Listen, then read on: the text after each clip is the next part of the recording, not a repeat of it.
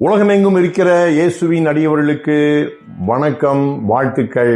இயேசு வழி இறை நம்பிக்கை பற்றி பேசிக் கொண்டிருக்கிறோம். உட்கார்ந்து பேசுவோம், உண்மைகளை பேசுவோம் நிகழ்ச்சிக்கு போகலாம். கடவுள் அவதாரமாக வந்த ஒரு சம்பவம்.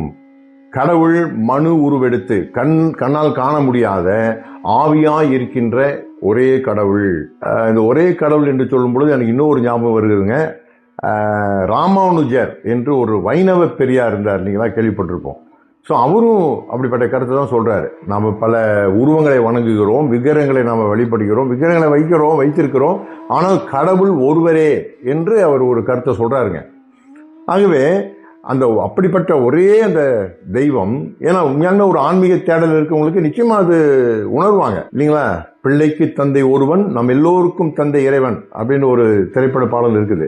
ஸோ அந்த ஒரே கடவுள் மனிதனுக்காக உலகத்திலே தன்னை வெளிப்படுத்த, தன்னை காண்பிக்க மனிதனை தேடி வந்த ஒரு வரலாற்று உண்மைதான் அவதாரம். சரி, ஏன் இந்த அவதாரம்? அதுதான் இந்த அமர்வில் நான் உங்களோட நான் பேச போறேன். ஏன் இந்த அவதாரம்? காரணம் என்ன? பாவிகளை அழிப்பதற்கா? துன்மார்க்கர்களை அழித்து கொன்று அவங்கள ஒன்றும் இல்லாம இருக்கா?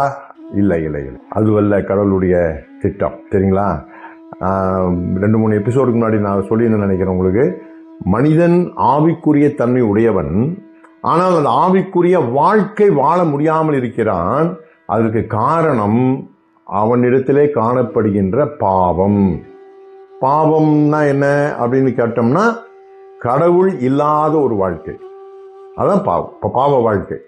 கடவுள் உறவோடு இல்லாமல், கடவுள் உறவை இழந்து போன ஒரு வாழ்க்கை பாவ வாழ்க்கை என்று சொல்லி ஒரு டெபினிஷன் கொடுக்கலாம். சரிங்களா? ஏன்னா கடவுள் மனிதனை படைத்த பொழுது பாவம் இல்லாதவனாக படைத்தார். பாவம் இல்லாதவன்னா என்ன அர்த்தம்? அன்புள்ளவனாக, மகிழ்ச்சியுடையவனாக, தூய்மை உடையவனாக, இல்லைங்களா? ஒரு ஆற்றல் உடையவனாக, அந்த கடவுளோடு இணைந்து அந்த கடவுளுடைய உறவிலே மகிழ்ச்சி அடைகின்ற, நிறைவு பெறுகின்ற ஒரு மனிதனாக மனிதன் உருவாக்கப்பட்டான், படைக்கப்பட்டான்.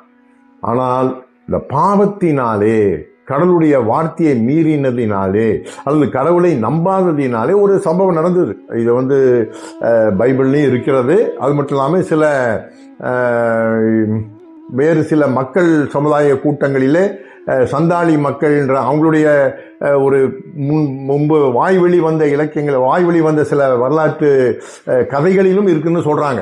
கடவுள் படைத்தார், மனிதன் கடவுளை மீறிட்டான், கடவுளுக்கு விரோதமாக செய்தனால கடவுள் மனிதனை அழித்தார், அதில் ஒரு முறை தண்ணியெல்லாம் வந்தது, உலகத்தை அழித்தார், அப்புறம் அதில் ஒரு குடும்பம் காப்பாற்றப்பட்டது அப்படின்னு சில கதைகள்லாம் இன்னைக்கு உலகத்தில் பல இனங்கள் மத்தியில், இல்லை ஆதிவாசி மக்கள் மத்தியில் இருக்கு என்று சொல்லி டான் ரிச்சர்ட்சன் அப்படின்னு ஒரு ஐயா, ஒரு பெரிய ஒரு மிஷினரி வாழ்க்கை வாழ்ந்தவர் ஆதிவாசி மக்கள் மத்தியில், அவர் எழுதியிருக்கார். அவர் ஏற்கனவே 31 மக்கள் இனங்களை குறித்து ஆய்வுகளை செய்து, அதில் இவங்ககிட்டையும் இப்படிப்பட்ட ஒரு கடவுள் நம்பிக்கை, ஒரே கடவுள் என்ற நம்பிக்கை இருக்கிறது. அந்த கடவுளுடைய தண்டனையினாலதான் மனிதன் இன்னைக்கு இப்படிப்பட்ட மரணம், நோய், சண்டை, கொலை, இப்படிப்பட்ட தீய வாழ்க்கையில் வாழ்ந்து கொண்டிருக்கிறான். அப்படி சில நம்பிக்கைலாம் இருக்குன்னு அவர் எழுதுறார். சரிங்களா? ஆகவே கடவுளை விட்டு பிரிந்த வாழ்க்கை தான் ஒரு பாவ வாழ்க்கை என்று நாம் சொல்ல முடியும். அப்படிப்பட்ட அந்த பாவத்தன்மையினாலதான் மனிதன் என்ன செய்யறாங்க? தீய செயல்களை செய்கிறான். இப்ப அது என்னன்னு பாத்தீங்கன்னா, தீய செயல்களை செய்வதனாலே நான் பாவி அல்ல, நான் பாவியா இருப்பதினாலே தீய செயலை செய்கிறேன். இதுதான் சரியான ஒரு புரிதல். அப்போ இதுல இருந்து நான் என்ன செய்ய முடியும்? கடவுளை தேடுகிறேன், ஆவிக்குரிய தன்மை இருக்குது, ஆனா ஆவிக்குரிய வாழ்க்கை வாழ என்னால் முடியல. பாருங்க, சாது செல்லப்பான்னு நீ கேள்விப்பட்டிருப்பீங்க. அவர் ஐயா அருமையான தமிழகத்தில் வாழ்ந்த மறைந்த கடவுள் ஆண்டவருடைய இயேசுவினுடைய அடியவர்.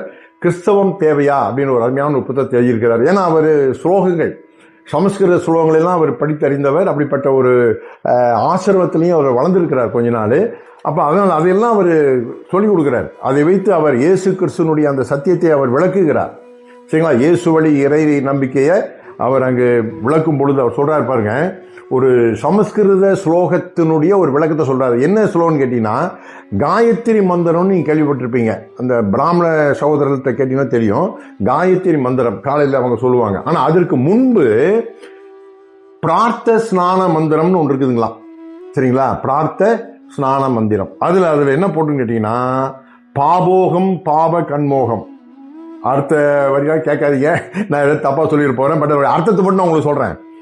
நான் பாவத்தில் பிறந்தவன், பாவத்தில் நிலைத்திருக்கிறவன், பாவத்தை செய்கிறேன், நான் பாவி, என் உள்ளத்தில் வாழும் இறைவனே, என்னால் ஒன்றும் இயலவில்லை, பாவத்திலிருந்து விடுபட முடியவில்லை, எல்லா பாவங்களிலிருந்தும் என்னை காப்பாற்றும், என்னை ரட்சியும் அப்படிங்கிற ஒரு ஜபம் தாங்க அது பிரார்த்த ஸ்நான மந்திரம் என்பது. ஆகவே மனிதனுக்குள்ள அந்த ஒரு ஏக்கம் இருக்கிறது. நிறைய பேர் இதை மறைச்சிக்குவாங்க.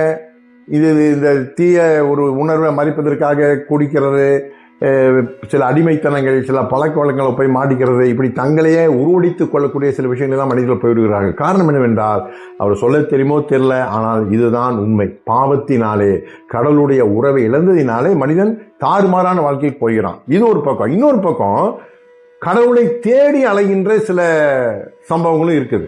சரிங்களா? கடவுளை தேடி மனிதனாகவே என்ன செய்யறான், எங்க கடவுள், எனக்கு எங்க நிம்மதி, என் ஆவிக்குரிய வாழ்க்கை, என் ஆன்மீகத்துல எனக்கு எங்க நிறைவு வரும் என்று சொல்லி தேடி இவர்களே சில கொள்கைகள், சில வழிமுறைகள், அப்படியே சில மத கோட்பாடுகள் இப்படிலாம் உருவாகி இருக்குது.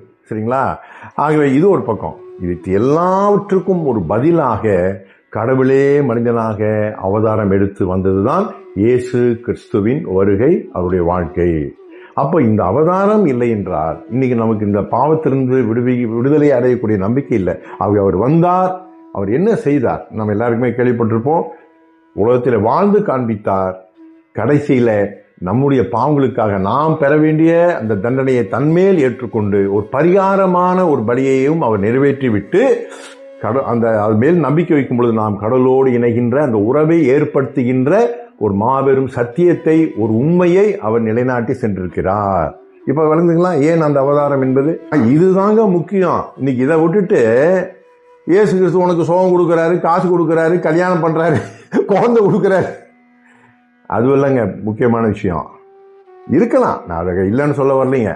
கடவுளால் செய்ய முடியாத ஒன்றுமே இல்லை. ஆனால் இயேசு கிறிஸ்துனுடைய ஒரே நோக்கம், இயேசு கிறிஸ்து மனிதனிடத்தில் எதிர்பார்க்கின்ற ஒரு விஷயம் என்னவென்றால், ஐயா மனிதனே என்னை நம்பு, என் மூலமாக நீ கடவுளிடத்தில் வந்து சேரு, உனக்கு உண்மையாலுமே நிறைவான ஒரு வாழ்க்கை கிடைக்கும். அது துன்பமானாலும் இன்பமானாலும் தோல்வியானாலும் வெற்றியானாலும் எதுவானாலும் சரி, என் வழியிலே நீ வாழும் பொழுது உனக்கு ஒரு நிறைவான மகிழ்ச்சியான ஒரு ஆவிக்குரிய வாழ்க்கை நிச்சயமாக கிடைக்கும். சரிங்களா?